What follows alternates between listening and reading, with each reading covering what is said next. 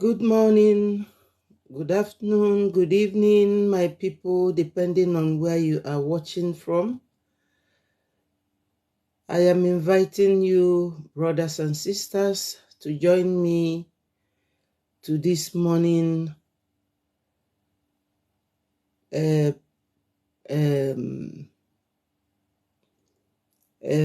deliberation on our Biafra liberation. But before we go ahead, like our Supreme Leader Mazi Nnamdi Kanu, he always prays. So let us pray and thank God. Almighty God, Chukwu okike abịama, onye pụrụ ime ihe niile, Father Lord, we, your children, we are gathered this morning to thank and glorify your holy name, Father Lord. We are still on the journey to achieve our goal, Biafra. Father Lord, we commit our leader as always into your holy hands. We ask you, Father Lord, to come and take preeminence in everything we are doing so that we will achieve our goal. We ask you, Father Lord, to free our leader. My Lord, in everything we do, we commit it into your holy hands, believing, my Lord, that you will answer us. Don't let shame befall your children. Don't let our enemies laugh at us. Father, come and lift us up where we have found ourselves. In Jesus' name, amen. Lovers of freedom, I told you people that I have learned how to play some, you know.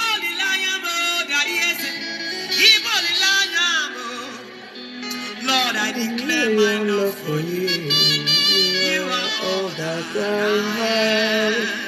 Jesus, I declare my love for you. You are all that I have. Lord, I declare my love for you. You are all that I have. Lord, I declare my love for you. Lord, I declare I love you so much. Papa, I declare that I love you, Daddy.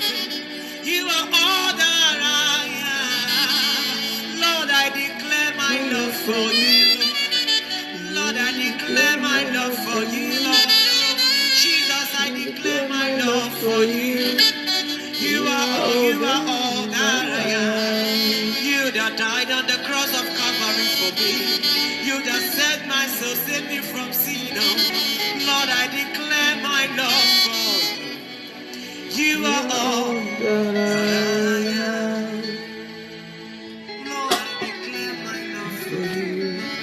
You are all that I am. Lord, I declare my love for you. You are all that I am. Thank you very much. Thank you, my people. Join me, lovers of freedom. Join me in this platform. This is where we update our people all over the world. This is where we communicate. This is where we have to talk to one another. I have a plea, my people. Before I continue, I would have loved to be giving people the opportunity, to come in and join me and speak to our people as well. In my YouTube channel, I wanted to stream live the way I am doing on Facebook, but they say that I don't have up to 50 subscribers. Please, my people, subscribe to my YouTube channel. I want to get up to that 50 number so that I'll be able to go on YouTube where people will have time to join me when I'm on the air. The YouTube channel is Betty Ford TV. It's spelled Betty. Betty. Ford is spelled Forde TV. Once you get there, you subscribe so that I'll be able to go live there and be able to accommodate anyone who would like to make any contribution. Thank you very much. Like and share this video. Like and share it. In this platform, I invite all of you Biafrans, every true Biafran, to join. And since there's no room for anyone joining me in this very Facebook platform, you just come in, make any comment, and we will discuss it constructively and respectfully. You know, today I am here to discuss the release of our leader, Mazi Nnamdi Kanu. He has been incarcerated for 2 years and some months now, and nobody is talking about it. Nobody is discussing it. Nobody is calling for his release. This is a man that has been released by the competent court. The judges deliberated on his case, and you can imagine in High Court, they have qualified and learned judges. They decided that by the virtue of the way Mazi Nnamdi Kanu was renditioned, that he must be returned to Kenya and be paid 500 million naira. But that money aspect is not the issue. We want our leader out. We want him released. We want that many people will be speaking up about the release of our leader. Most of these men who are always talking about going to Finland, like Iwanya, to go and talk to Simon, what we are expecting from them is the full discussion of how he will be released. Because from the look of things, it doesn't seem to us that they want him released. They are always talking about sit at home. Sit at home is also their right, civil disobedience, showing their grievances. But recently, one of the Biafrans, he was one of our Biafran veterans, he went to see Onyendu, though he said he was not allowed. But I would like to play his voice for you people to listen to what he said. Before you went again, some people would say, sorry.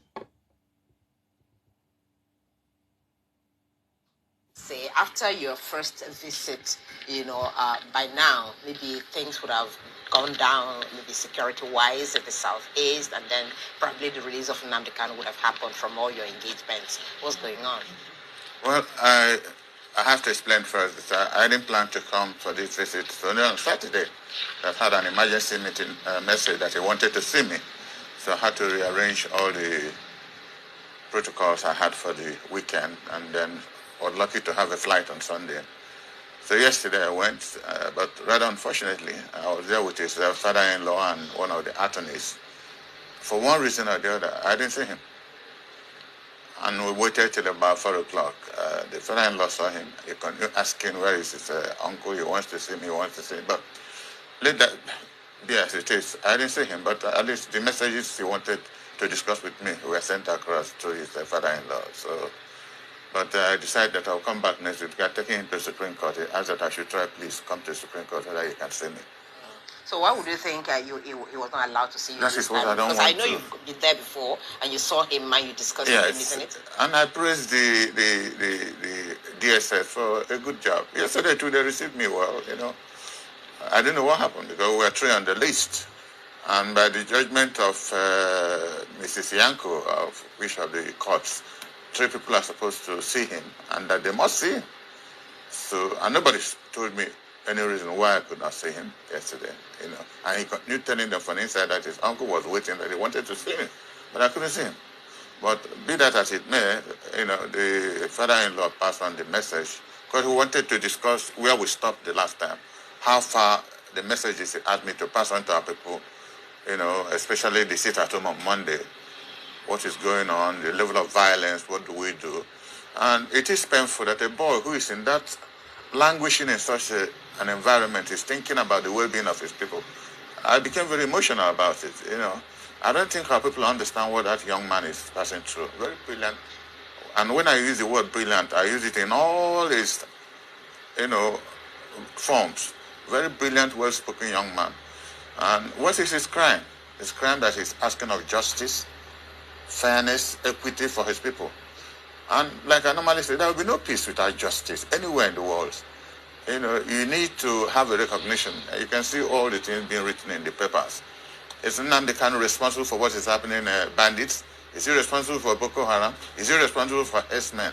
You know, the whole country is blood down now. And like I was discussing with my former PRP members, you know, just about 2 years ago before he died, Dr. Junaidu Mohammed, we all did PRP. You know, we laid Aminu Kanu at Enugu Airport in 1979 after he came for Southeast tour. And I asked him a particular question. I know Aminu Kanu turned and said, Dan, that was the day he made me his special advisor for the whole East.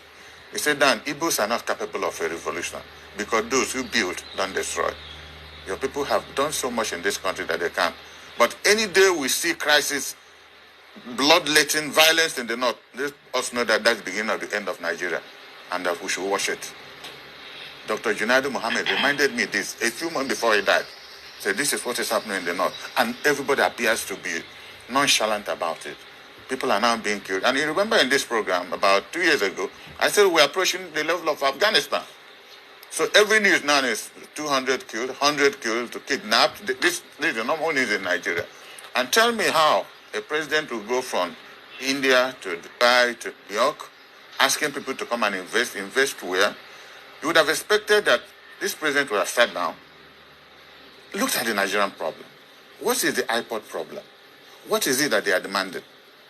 There's nothing dialogue cannot sort out. And Buhari dumped this boy for the past how many years in cell? That is the legacy of Buhari. No discussion, military this. They are killing everybody everywhere in this country now. Is that the peace? Is that the environment where investors will bring in their money? So I find it difficult really to know where we're going because I don't know where we're coming from at this point in time. All right, Chief Dan, I know that a few months ago, I think between the end of July and 1st of August, you saw Nnamdi Kanu, and, you know, from your conversations with us within that period, it lasted over an hour, and you discussed very important things that had to do with the Southeast security. You also said that later on details will be given. Now you've come, and even though you didn't see him in person, you still had the messages passed on to you. Yes. Now, in terms of solutions moving forward, I hear you talk about, you know, the need to get him out, the need to actually find, you know, some sort of lasting solution that will border on peace and mediation. However, in this administration, from the body language of His Excellency Bola Ahmed Tinubu, has there been any further engagement going forward since that trip to be able to engage and for them to understand what needs needs to be done in order for him to be released to increase the safety of the lives of people in the Southeast? The problem at the moment is that I don't know who's in charge. Absolutely, I don't know who's in charge in this government because the president is not in the country. So you don't really know, is it Wajabi Amila that is in control or somebody else? Because if the guy was somewhere sitting down to understudy, even though it's his party that ran the affairs of this country for 8 years, but he wasn't part of that government in the true sense of being part of a government. He was a leader of the party, but he wasn't in the executive, so to speak. He would have sat down, like I said earlier, to know what are really the problems of this country.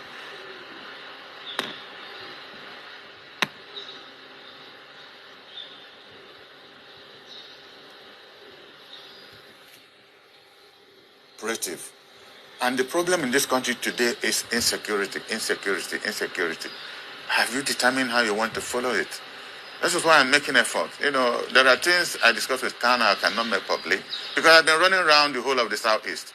Every Monday I'm in one state or the other to know how far, the implementation of, to stop stay at home. And it's catching up. A lot of banks in Enugu, for instance, banks have opened up. A lot of shops open up. We use a lot of methods to get to people. But he's worried that his agitation for fairness for his people does not involve our people killing ourselves. And I think that is the most worrisome part of what he's passing through. Okay, so but if you look at the emboldening atmosphere, especially maybe those in the southeast from Imo State region, yesterday was Monday, and the sit at home did still thrive because a lot of people who were supposed to return from a trip from here in Abuja said they were not going to risk it because already over the social media you were seeing videos of some people who were, accosted, in transit when they were trying to move around the city. In terms of the fact that you have said that, these people will not kill their own willingly, but there has been investigation that even those from the southeast, Igbos themselves, are part of the cabal, part of the cell of those who are killing within those regions. So what sort of messaging can Kanu also bring to fore to encourage some of those young men to shape their swords? Look, there's only one solution now. I'm trying as much as possible to reach my former friend, the governor of Imo State. And I pray God that in the next 1-2 weeks I'll be able to reach him. I'll try and reach the Minister of Defense, David Umahi. These are two prominent Igbo sons who are, one is a governor. He's the chairman of Southeast Governors Forum, he's chairman of Progressive Governors. So he's in a very top level to have access to governance. David Umahi, to all intents and purposes, was one of the best performing governors in this country. If you go to David Umahi, the Minister of Works? Yes. Why don't you get into what I'm saying? What I'm saying is that we need their influence to put our people together, all our governors, with our legislators, especially at the federal level, to approach the president of this country and ask. We're not begging. The Court of Appeal has discharged this boy from all the charges leveled against him. To ask for his discharge, for his release. If Nnamdi Kanu is released today, there will be 90% peace in the Southeast. A lot of people are carrying out criminal activities on the basis of the fact that he's being detained unjustly. If you hear that he's released today, that part of the country would have had some level of peace. And then we can attach our attention to Boko Haram and bandits and herdsmen and what have you. So, but if you don't have a government that is sitting down to have a proper analysis of what the problems are, then it is difficult to know what to do. But I'm interested in what happens in the Southeast now. I must reach the Imo governor, reach Umahi, to organize the other governors with our legislators, especially our senators, to approach the president to get this young man released. That he said he wants justice and fairness for his people. Is it a crime? You may not like his methodology, but what he's asking is not a crime. Okay, if you go there are hundreds of people in detention in DSS, and more than half of them are Igbos. I got this information yesterday. A lot of people are languishing, dying in that place. What kind of democracy are we running? That people between Benue and Plateau states, and they were not declared terrorists. All right, Chief. The government of the day at the time Nnamdi was taken in said they were not happy with his methodology. In fact, they believed he was inciting some young people, in the southeast to take up arms, maybe against state, agencies and all that, or institutions of government.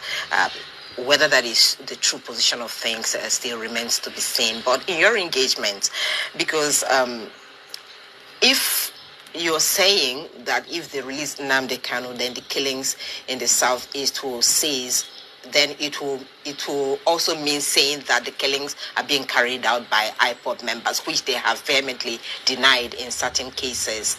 So is it that other people, or other elements of criminality are now using the fact that Nnamdi Kanu is being held and are carrying out this problem, or is it a politically motivated killing? So what exactly do you think is happening? That's what I just said here about 3-4 minutes ago. That people are using the fact that he's been detained. Criminals use it as a platform now to carry out atrocities. Because those who believe in, frivolities, if you believe in, some form of storytelling, this is happening there. This is happening to Igbos. For instance, look at the government of Buhari. Look at the appointments he made. And it's happening in this same government. 90% of everything that concerns finance in this country goes to Southwest. People are complaining everywhere, not just now in the East, the whole of the North. The Fulani areas are complaining that you don't make government to be a private business. You don't know what problems that will develop even further. As we're discussing what is going on, people deliberately create more problems. How can one zone have Minister of Finance, Internal Revenue, Central Bank Governor, Post Authority, every component in where the major resources of the country comes out from? One section of the country takes it over. And you think others will go to sleep? There's a limit to which the sleeping dog will lie. So these are problems we inflict on ourselves instead of being fair and just to every section of this country so that there will be peace. They don't want to do it. Why? So what I'm saying is that the problem in the Southeast did not exacerbate before now, because now criminals have taken over. Kidnapping is good business. They catch you 1 or 2, 3 million will back from your family purse. So if they are lucky, they escape, they eat the money. And it's going around the whole country. I mean, in the whole the Southeast zone. So that's why I mentioned that I'll try to reach my friend, because Imo appears to be the most affected. Yes, because I was going to come there. Yes. On September 19th at exactly 10 a.m., some security operatives were ambushed and burnt in their vehicle. And, the lives of our security men, police, and all of that were lost in that inferno. A lot of indigenes, it happened in Ehime in Imo State. However, both in Imo, in Abia, because Abia is just nexus to Imo, they share the same transit border, have said that isn't it time that there is a state of emergency called in the Southeast as regards the insecurity, because already billions of dollars have been lost in the economic circle of the Southeast. So what then is left is for the governors, like you said, you will speak to the Imo State governor. But before then, isn't it time for a state of emergency to be declared on the state of insecurity in the Southeast? I don't understand what declaration of a state of emergency will do. Already the Southeast is occupied militarily. That is what the state of emergency will do. Nearly 10% of the Nigerian armed forces and policemen are in the Southeast. Every inch of the ground is occupied. But still, the violence is going on, which shows you that somebody somewhere can help stop that violence. I have gone around the whole of the Southeast to know. And even though people don't say it, the love and trust they have on Nnamdi Kanu, you can't begin to imagine it. They believe that he represents the summary of all the ills the Igbos have suffered in this country.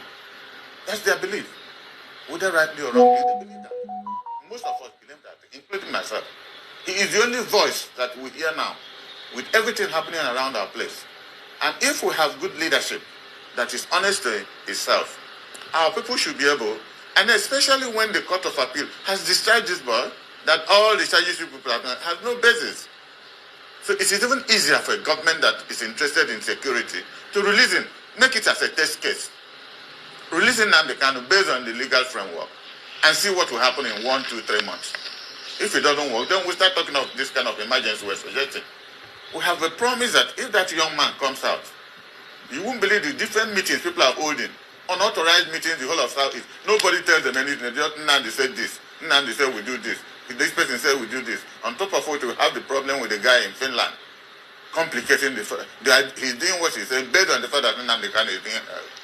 So you see that most of the atrocities being carried out are based on the fact that this young man is being detained. So why don't government, try one step.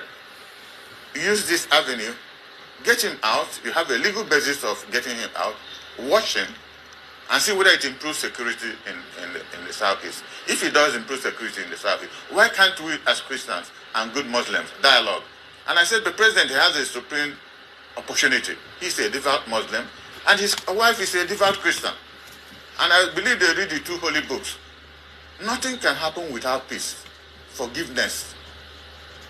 If we can talk and get problem underway in the Southeast, we can sit down. Boko Haram, they are not, they didn't fall from heaven. They are human beings. Hopefully, most of them are Nigerians. I believe in dialogue. No matter how bad the situation is, I believe in dialogue. Even with the bandits, even if it's economic, it could be discussed. Because when you continue collecting property, resources from somebody's land, and he's hungry, can't train his children, the next thing is violence. So government should be able to sit down. How do we accommodate these people? How do we make them feel part of the resources God has given them in their land? Just like when Ken Sarowu and his people were protesting in the South, and they killed him. Somehow it does appear officially that things are quieting down. But that is not peace. Peace is the one that has honesty and justice attached to it. And I would pray this president to sit down and look at how do we engage. Because the country is at the precipice. People, do you know a time in this country people travel at night? You don't travel at the day. People, about 25 years ago, you can move from Enugu to Sokoto or to any part of this country. And nobody will stop you on the highway. Try it now, you end up in a morgue somewhere. You can't try it. And every day we see the security situation in the country, going down, and it does appear nobody's interested. It's even quite disheartening the fact that even security officers who are supposed to be providing that security are also being, taken out, which is quite sad. This is why it is painful to me as an officer of the Biafran army. When I see Nigerian soldiers in uniform, you don't know how much appreciation I have for them. Because I know what it means, that their life is on the line. They are being killed, like we said, and nobody supports that kind of thing. Who kills them? Is it impossible to find out who is doing this? How are they doing it? Are they living? Just like Imo governor was saying when he visited the place, something happened. Are these people not part of the community? Is there a conspiracy from outside Igbo land to make sure we don't move forward, that our people should be killed, so that people are encouraged to go and kill security forces? Does the security man you killed, would it make it easier to release Nnamdi Kanu? You see, there are localized problems being engineered by factors we cannot explain. Now, my people, thank you for watching. I am still calling on you, Biafrans, true Biafrans. Join me wherever you are so that we will all deliberate on what Mr. Olasi has said. Mr. Olasi has said it all. It is just like what Mr. Nnamdi said in his own video.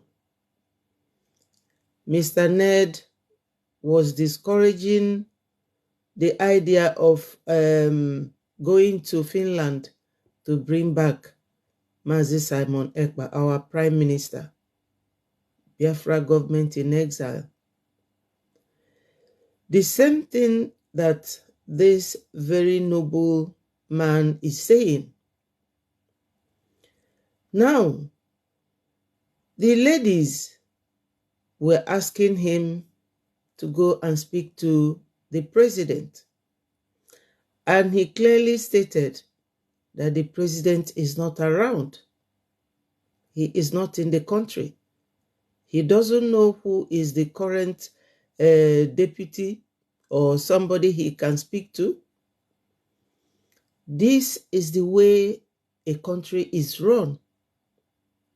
They rule Nigeria by proxy. What country, how can a country be run like that? Every time is either they are on tour. We all saw how Buhari was on tour for 7 months when he was elected. He was on tour. For 7 months, he never set up his government. Is this the type of contraption we all want to remain? Now, we all saw also, and we know it, that the governor of Imo State lives in Abuja. How close is Abuja to Imo State? He's ruling Imo State by proxy. This is what we will not tolerate in Biafra. It will never happen in the first place. It will not happen. Biafra is a nation of educated men and women. If you look at it, when Dora Akunyili was alive, she's from Biafra land. She was NAFDAC official, the head.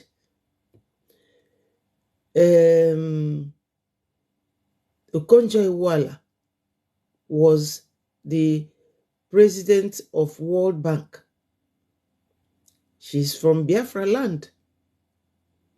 Many of them,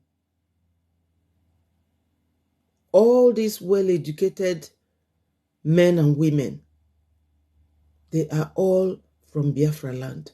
We have everything. During the war, the song goes like this. Ife niile zuru oke n'ala Biafra. Akụnụba zuru oke n'ala Biafra. Ife niile zuru oke n'ala Biafra. Nani sabo, sabo, sabo zuru ụwa. Nani sabo. So, my people, ife niile zuru oke n'ala Biafra. Burundi is a nation.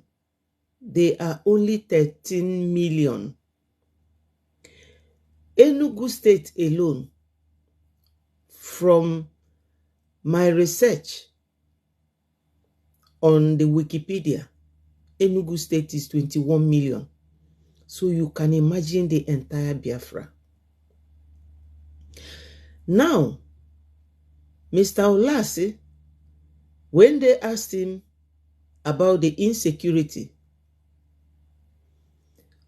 Mr. Olase asked them, Mazi Nnamdi Kanu is being incarcerated, but insecurity is all over Nigeria. Is it Mazi Nnamdi Kanu causing it? He is not the one causing insecurity in the whole country that the head of state cannot bring to order.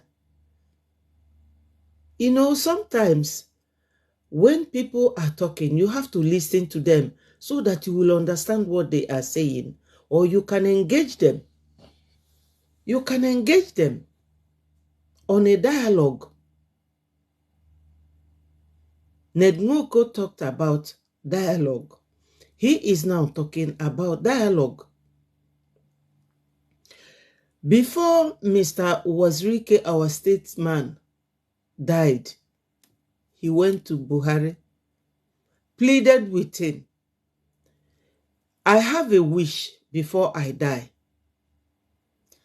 Can you please release Mazi Nnamdi Kanu to me?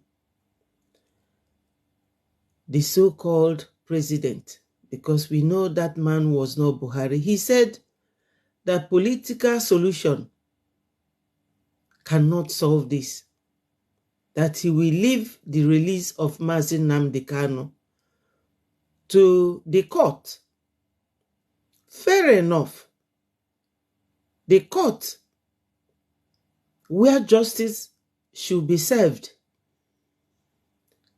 they came to a decision and passed the judgment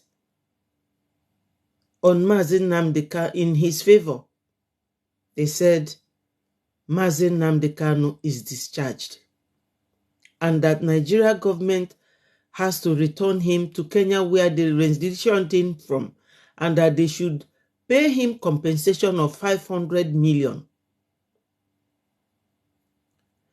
Did Buhari release Mazi Nnamdi Kanu? To show you that Nigeria, they don't allow justice because they are not justiciable in their ways. We all have to sit down one time or another and meditate on some of these issues. Because if the court, a competent court, discharges you and nobody is complying with it, it shows that that country, nobody can get justice there. Even foreigners cannot come to your country to invest because they know that if they lose anything, they have no court to go to. Everybody should be thinking of how things go on in Nigeria. Now, the lady asked Mr. Olase about the sit at home, the insecurity, that they said that the cabals disturbing in Southeast are the Igbos themselves. You see, during the time of David Umahi, the governor of former governor of Ebonyi State, they introduced Ebubago. And in Ebubago, you have Fulanis. You have people from Libya, people from Niger in Ebubago that's supposed to be defending a state. These Ebubagos are the ones killing our people. The other cabal section was this man, Asare Dokubo, who trained the special force.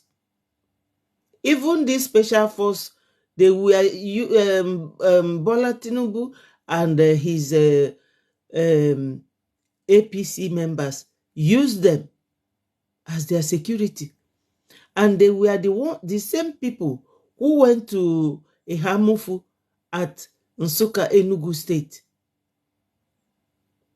terrorizing the people over there. Ohaneze cannot go to talk to them.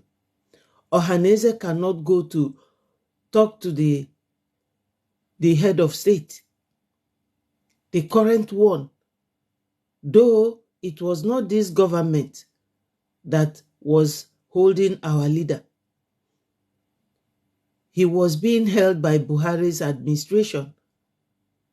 But have any one of these elites in Southeast attempted going to this very present government for the release of our leader?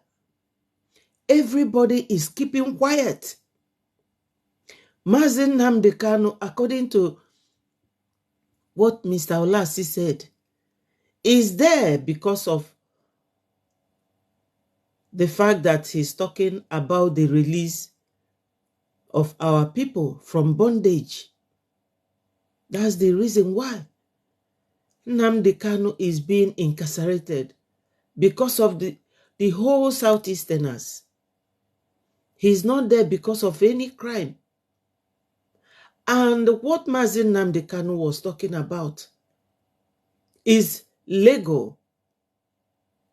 Is there in the Nigerian constitution.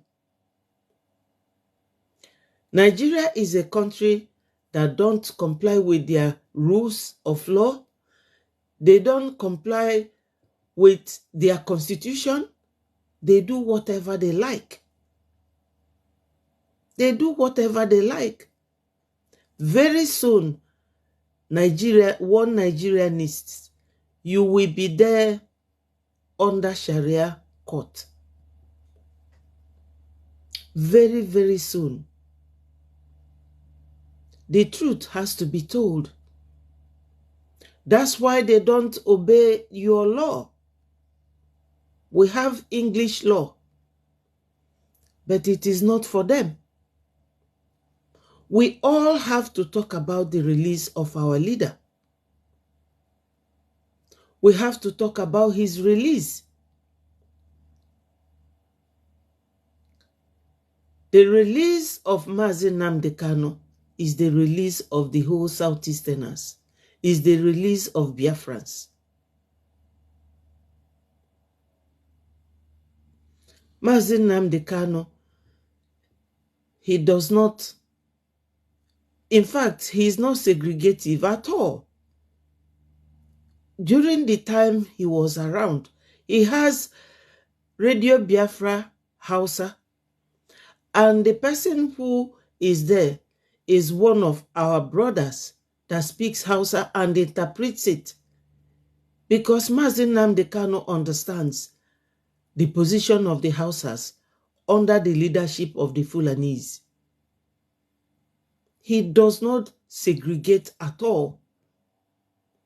He is a very liberal agitator, very liberal.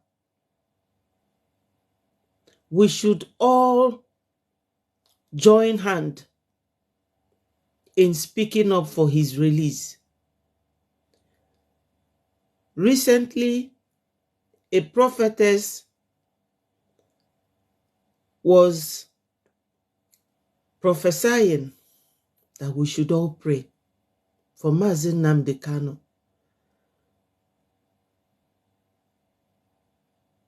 Good morning, Sujam Laska, watching. Thank you for joining me. So the lady prophesied that we Biafrans, we should pray hard that Mazi Nnamdi Kanu should be released alive.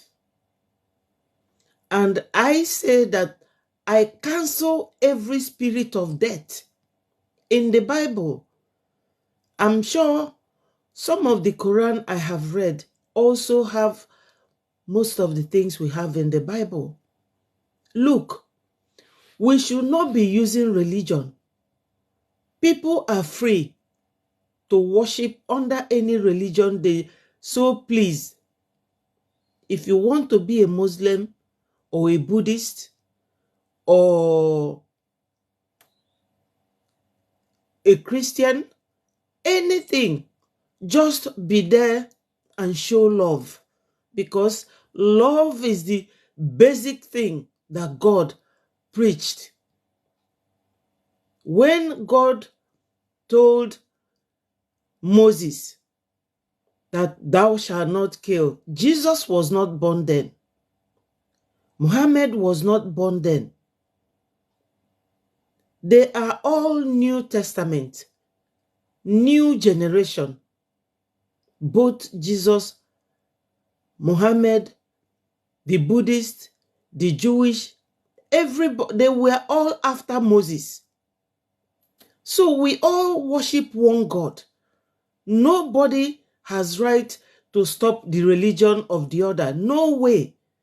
But there is no point mixing religion with politics. This is the mistake most of us make. We should stop using religion to confuse people. Religion is not the issue. Everybody has right to worship under any denomination they like. It is a free world. God gave us free hand to choose where you want to belong. Nobody has right to stop the other. Everybody has right to live. Life is not given by humans. It was given by God. So this dispensation, we see people mixing religion with politics, trying to bring confusion. Our God is not a confused God.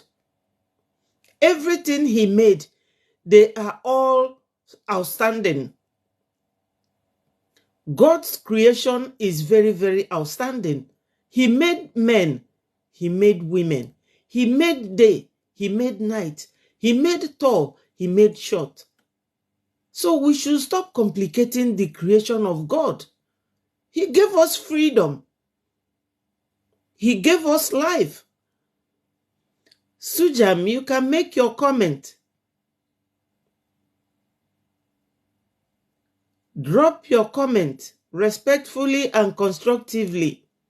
This is the way we communicate here. We are talking of freedom.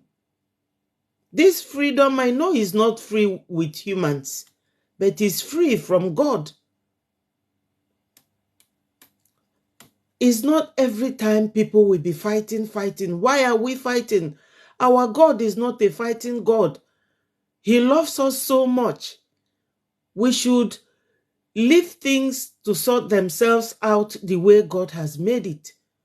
Don't mix politics with religion. It's confusion. You are confusing people. In Nigeria, we were amalgamated. 3 nations were amalgamated. And when they were amalgamated in 1914, 100 and something years ago, they formed a constitution saying that there will be freedom of speech, freedom of this, freedom of expression, freedom. When you want to live, you can live. But now we want to live. They are saying, no way, you can't live. Oduduwans want to live. They said that nobody can live. Suppressing everyone. You can't force every Nigerian to be Muslim. God did not force us. He gave us right to believe in him or not. You cannot force people to take what they don't want or what they are not used to. You will not achieve it because anything done by force does not work. If we are honest to ourselves, God said that we will always say the truth. We should say the truth, believe in truth, and abide by the truth. We should know that forcing people to accept something by force is not the way of God. It's not the way of God. When India, Bangladesh, Pakistan were still one India, it wasn't working for all of them. Bangladesh has to go. Pakistan left. Just like it is in Nigeria now, we are not working together. The Oduduwans want to go. They should be allowed to go. And Biafra should go. It's not by holding people to ransom or killing them with bombs or guns. It can never work. We are all here in this world by the power of God.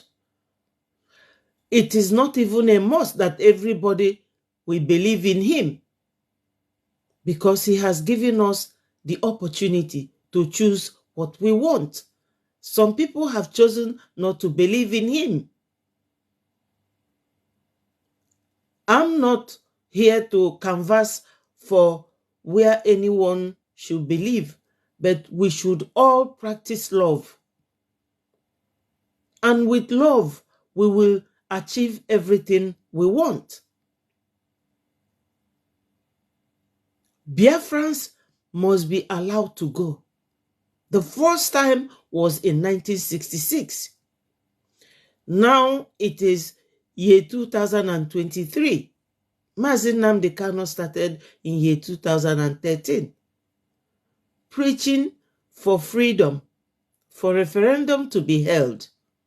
And that is the most important thing about this agitation.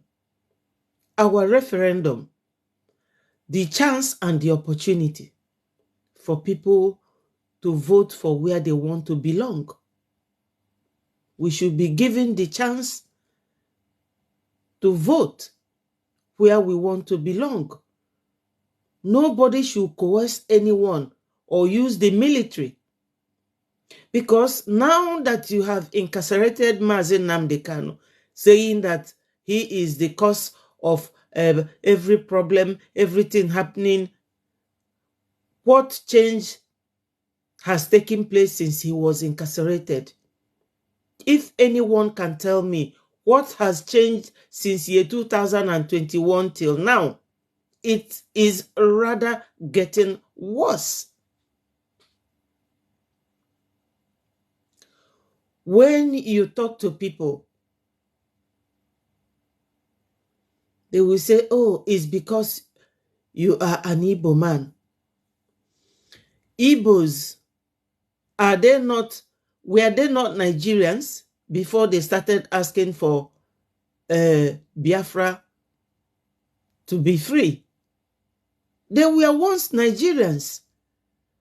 Why have you now started castigating the Igbos?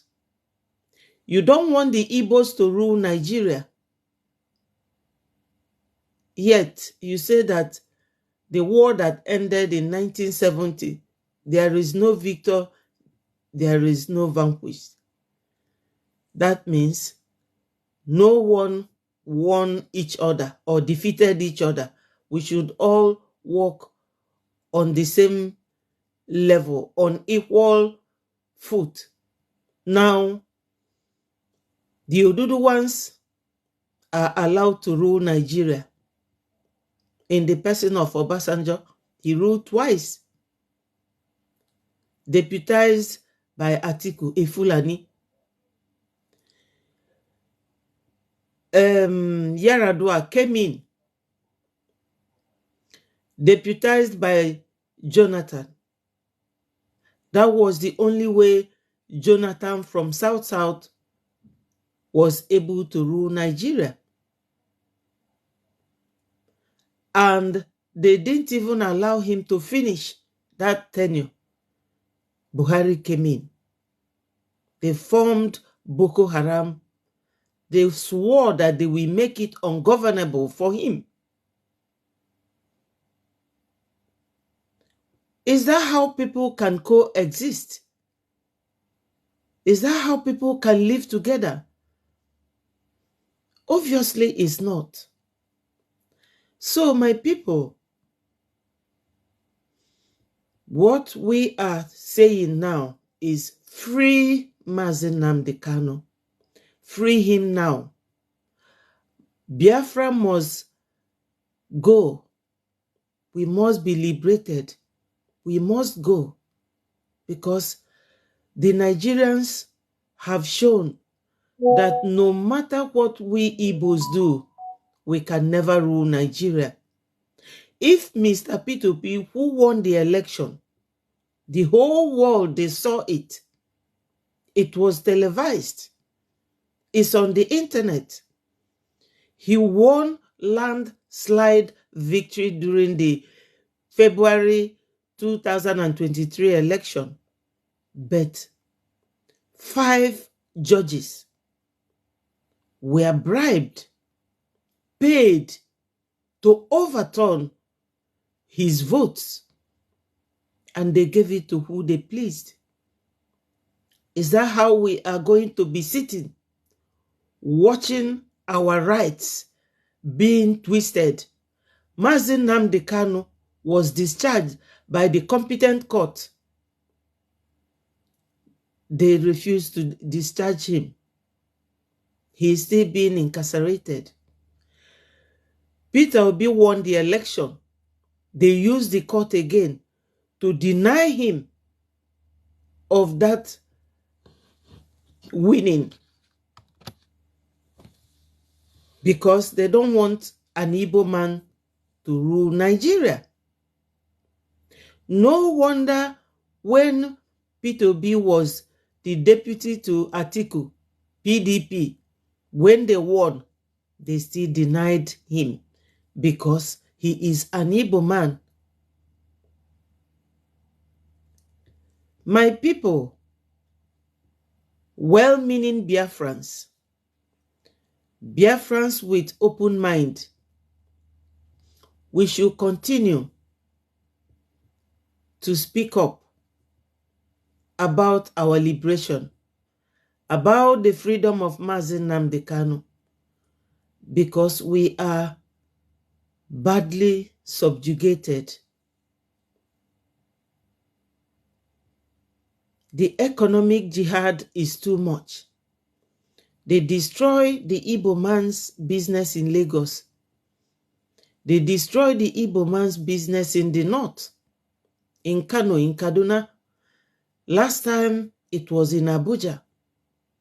All the businesses of the Igbo people were set ablaze.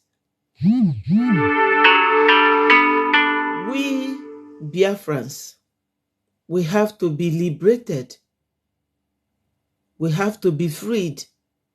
We want to go and we have to go. Now, free Mazi Nnamdi Kanu, our leader.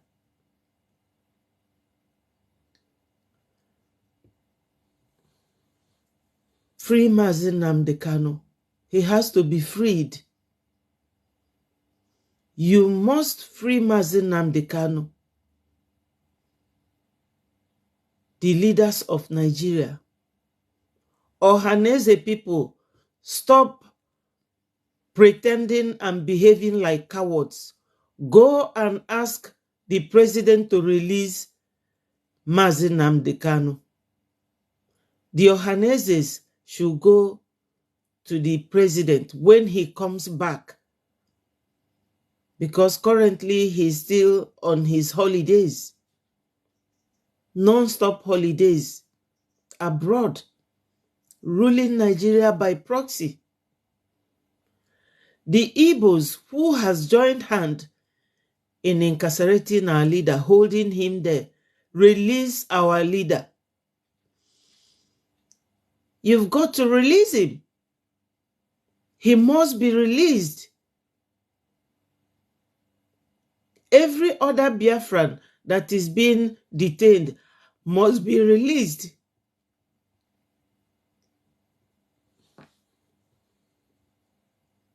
Our people, please rise up.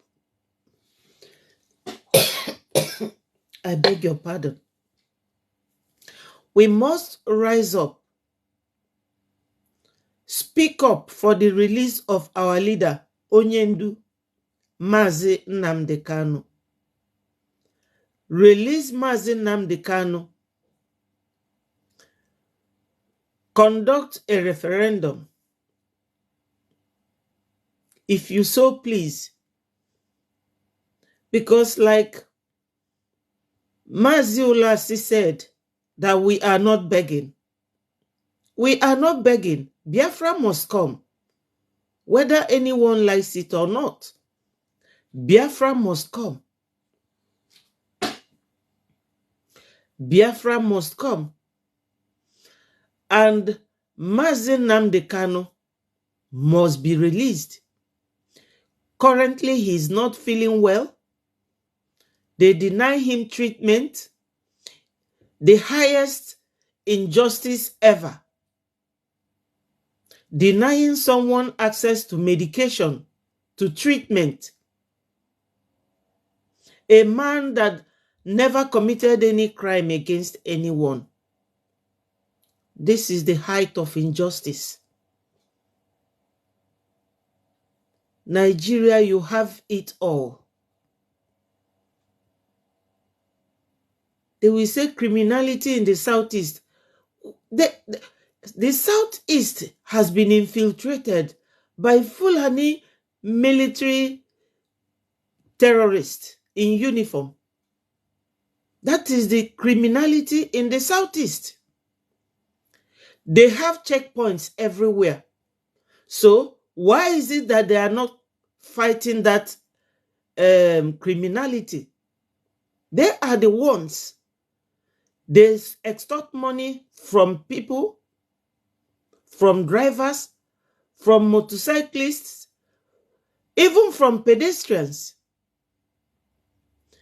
This morning, from my Prime Minister's Twitter handle, you could see a military man, a man in uniform, beating a lady, beating up a lady. And another guy was cautioning him to stop beating the lady because the lady did not do anything. The military man brought out his gun and cocked it. And it looks like one of his big officer there was calming him down, motioning him not to shoot anybody. This is the kind of Nigeria we are living in. We say no to criminality. Igbo, my tribe, we love life. We love business. We don't know about criminality. We don't commit crime in the sense of killing anyone. We are not violent people. In my next world, I will be an Igbo person. Even other Biafrans, other tribes, Ijo, Igbo land, Akwa Ibom, Calabar, Ugep, everywhere, part of Edo that is Biafra land, we are not violent people. The insecurity in Igbo land is the Fulani terrorists in uniform. They are the ones committing all those crimes against my people, burning houses. How can an Igbo man burn his own house or his brother's house? What for? There is no, we don't do such things. We live in the north. Do we burn their houses? We don't. We are peace-loving people.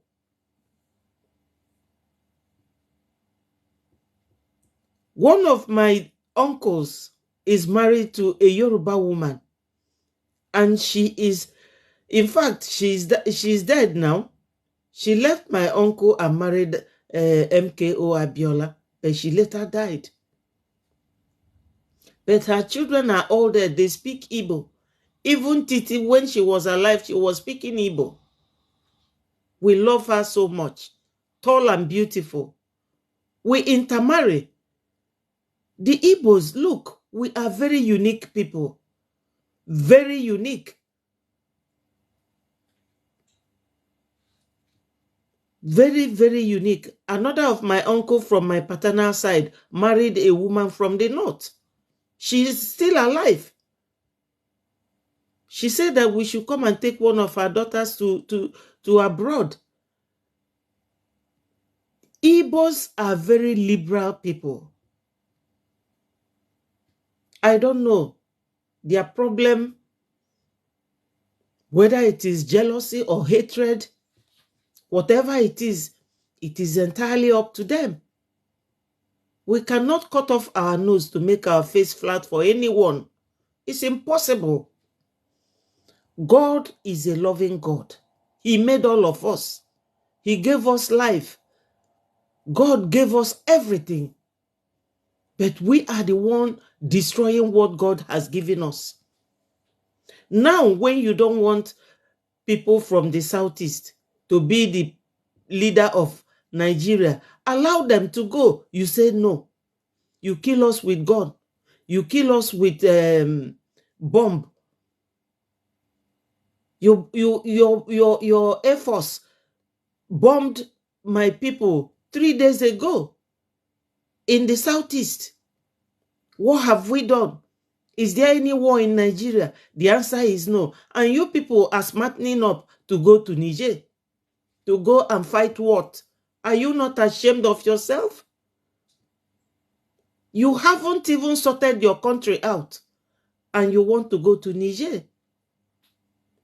Leave Biafrans alone. You don't want us. And when you reject people, it will be so unfortunate that they will reject themselves.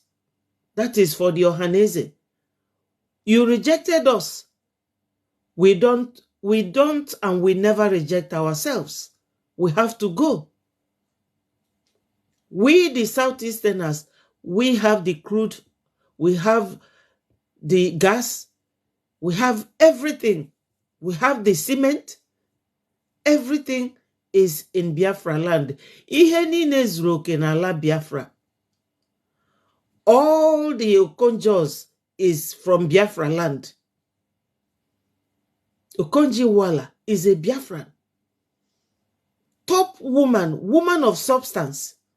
I respect her. And many more.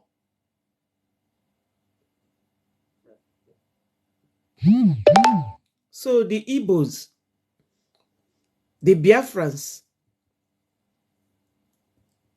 we must go. This is the time. I love you, my people. Wherever you are watching me from, like this video, share it so that other people will get it and deliberate on it. Listen to the extensive interview of Mr. Olase and what he said. It is important. Thank you. I'm signing out. Thank you so much for watching and thank you for listening. God bless you.